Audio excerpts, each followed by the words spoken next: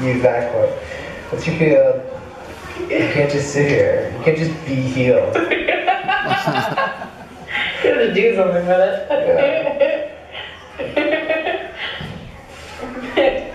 Yeah. No, Hornby's a great place. It's a type of place that people should experience, just so that they can see that the world can be something other than city buses and big screen TVs. But it's not somewhere that you should stay forever, just because the rest of the world needs to realize it too. We can't all fit here. You gotta take your turn and get off and go change the world some small way or big way. And then someone else can have their turn to experience it. You can't hog it. Like, everyone wants to hog Hornby. So before concluding the talk, I wanted to say that I would have liked to fit in a quote from everyone that participated in the research. I worked at this draft right up until 4 p.m. today, literally. And I also want to thank everyone who helped with the entirety of the research. I want to thank everybody who agreed to speak with me as part of the research. It can be weird. And all the people who are helping my family and I right now. I want to thank everybody who helped volunteer time and equipment tonight. I want to thank my partner, Meredith. Oh, Meredith. Thank you, Meredith. At the dissertation defense, what was it said? They really, one of the people in the committee said, oh, really, they should also offer the doctorate to the partner, because the partner basically knows it at least as well as the doctor. Oh, I want to thank in particular Rochelle and Jules and Tony for reading and proofing the entirety of the dissertation. They were sort of my island committee. In particular, I want to thank the Martins family, because without all they have done and continue to do for us, the research and our moving here, none of it would have happened without them. Not to mention the ginger ale tonight.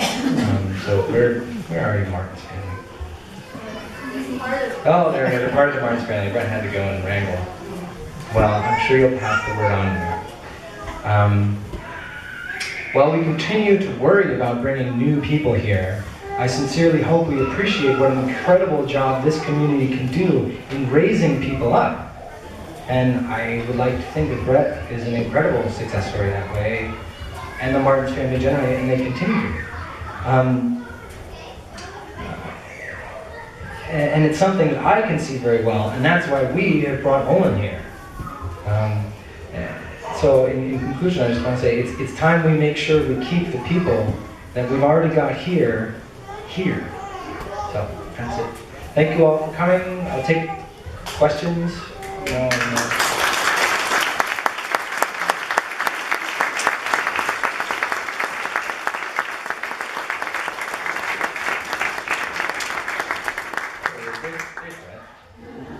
I'll turn on this microphone for anybody who wants to ask a question.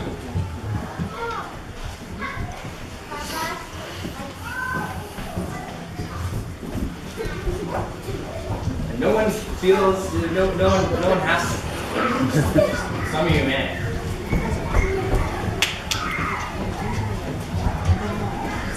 Parents, I know you've got to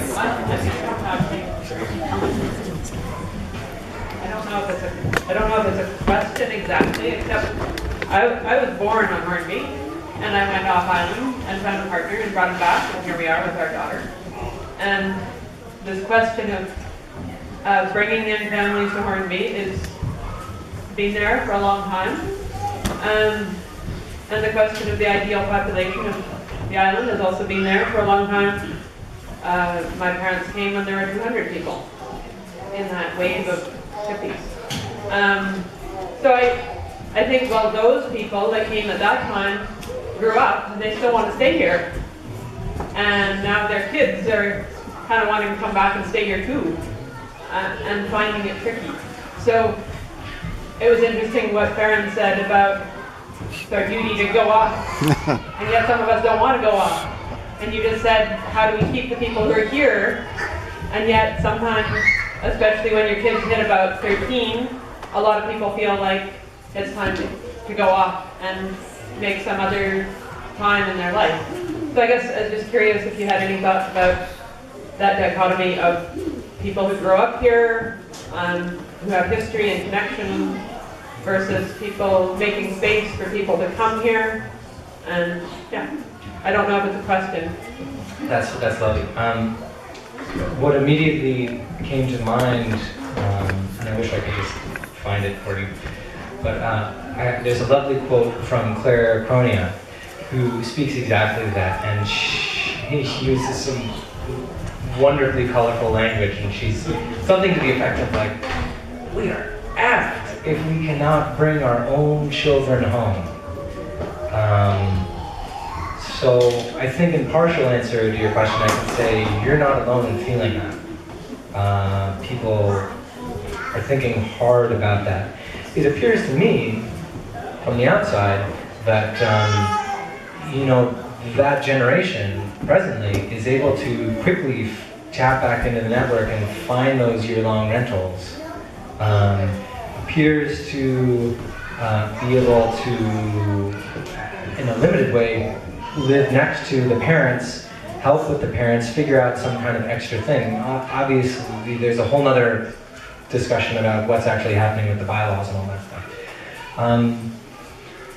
I'm not sure if I can do much more than agree with you that it's a really interesting notion that Hornby is this place that maybe not everybody can come to forever, or should come to forever, and that we're obliged to go off and change things. I don't know. I mean, Heron, is Heron here? I mean, this brilliant thing. She was 18 when she spoke this, and she was about to go to Australia. So I think that's part of what was ticking in her mind. She's like, I'm going to go to Australia now. I don't know what I'm going to do or experience, but it's going to be this thing. And I suppose I can say that I hope that we can support the ability of people to go off and do this kind of thing and come back if they like. I think my own personal take, and this is a very personal take, is that I think that Hornby really could become a place where people come to get an education. And whether that's an education in farming or, you name it. Like, we've got all kinds of experts. Pottery, it's a big dream. I would love to do that. I've already kind of begun to make inroads, but we're talking like a 10-year kind of thing. Anybody wants to talk to me about, oh gosh, how can we get the University of Hornby going? Not even the university, that's ridiculous. But for example, why not? Well, I wrote it in that thing, in the first edition. There's the Haida semester. And this Haida semester, I think, is brilliant. There's 4 classes, it's 1 semester a year, people come, they sign up, they do courses for credit, they do work for the community. So I don't know, that's a different kind of show up, have this amazing experience from Hornby, and then bring that out to the world. But I don't want to turn that into a factory either, that's what I just came from, right? Can I give you an example of... Yeah. Do I have to? Yeah. Or these folks. Right here. You just reminded me of something that I think you should know. Oh, yeah. That about 20 years ago, the idea of a radio station on this island was kicked around by a few people. It sort of started and then germinated, and it's taken till now we actually have a radio station. Other people have talked about Hornby as a university or as a teaching kind of thing, just the way you are now. You're not the first person to say that, but it's been percolating here for a long time, and it takes different people coming in and adding their expertise and their generation to create that. So I'd like to encourage your energies for sure in that direction. You wouldn't happen to be Bob Como? No. But Bob passed away? Yes. Okay, sorry. King? That's George. The radio station started quite a number of years ago. Oh yeah, yeah. With about 4 of us. Sheila Johnson, who used to live here, myself, Dee Davidoff, who used to live here, people who used to live here, putting energy into that, and the communications department at Simon Fraser University. There is a short chapter which does not do justice to the radio station, but there is a short chapter in the dissertation about the radio, and I didn't get the deep kind of history, but I did get that sense of like, boy, when people put their minds to it on Hornby, they really can do anything. And yeah, like a 20-year vision, like, okay, well, I got done with a 6-year PhD, 10 years might not be that crazier to try and do. Yeah, the vision passed from one set of people to some newer. Thank you.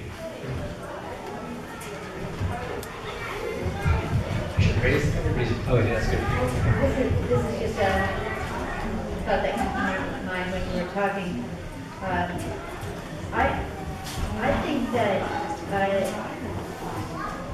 your reference to what music does and quotes from various people who are marvelous musicians and share their amazing talents with the rest of us can actually be expanded to the entire enthusiasm of the creative process here.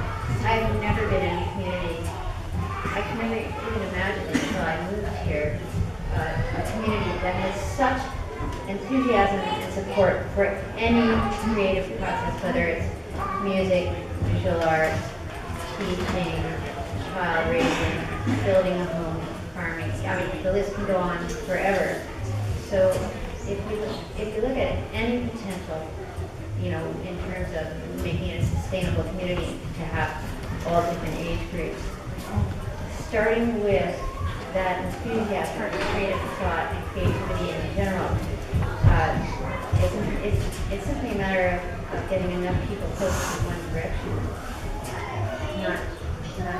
Music is a great example. Oh. But I think that's what's happening here is even bigger. Yeah. One of the things I proposed to do in doctoral research, postdoctoral research, was I got really interested in, you know, what is the importance of the arts for ecological governance. So a whole theory that I didn't get into that I developed in the dissertation was the idea of, well, what happens when 2 out of every 3 people you meet are artistic, creative people? What happens to your society?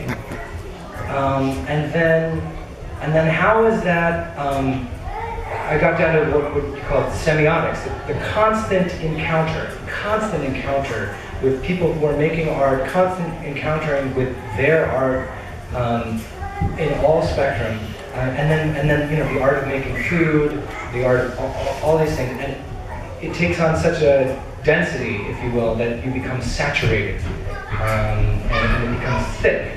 And so I began to describe Hornby as this kind of soup of creativity, where you simply move and it's in all directions and you can't, right? And I think that part of the reason why this is all tied to an environmental ethic is because of the arts. And I developed this whole thing about vibe in the dissertation that kind of supports that. But here's an interesting empirical way of describing it, right? HiSeq just put out that big report. Yeah, HiSeq put out a big report. They did a whole bunch of stats. Turns out that the artists, who are not only represent the most, the category that has the most people doing that for their work. Okay, out of all the different people, the respondents to this survey, 50 people were artists, which was by 16 people the largest category. And then that category fully felt 10% more concerned about Hornby's environment than any other sector. It was actually the artists, empirically, and it's coming out of the numbers, that care more by 10% than any of the other sectors. You name the business, the music blew my mind. There it is. And so I completely agree with you. I happen to focus on music, but I mean, how far away is really music from dance? And how far away is music and dance from theater? How, you know, is that from film? And once you start getting to film, well, geez, haven't we moved into all the arts, right? And eventually we're at like sculpture and weaving and everything. So I couldn't agree more. One of the problems with the dissertation is, of course, you want to write about everything, and everybody's just trying to stop you from writing about things. Right? So it had to be about music. Can I ask you a question? Yeah, go ahead, Sal. Kind of just an observation of, just you mentioned just the connected way our community is.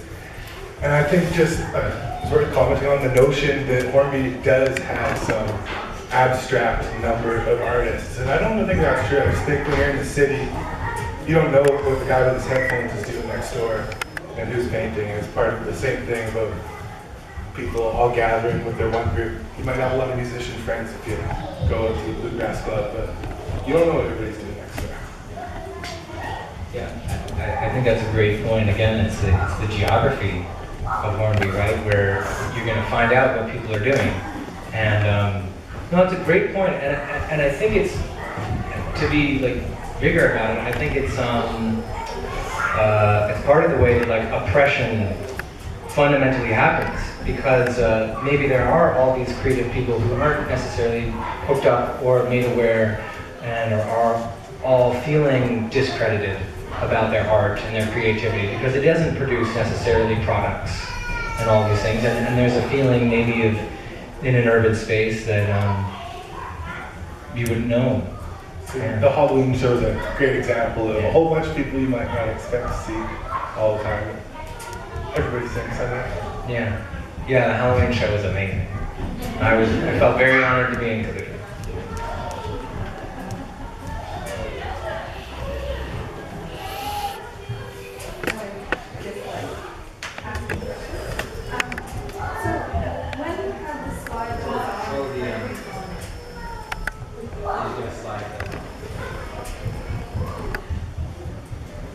Back at page 17 of your thing, when you were talking about the group of jazz musicians versus the man who was conducting the orchestra, and you were talking about who has access and what is the structure behind who gets to do what.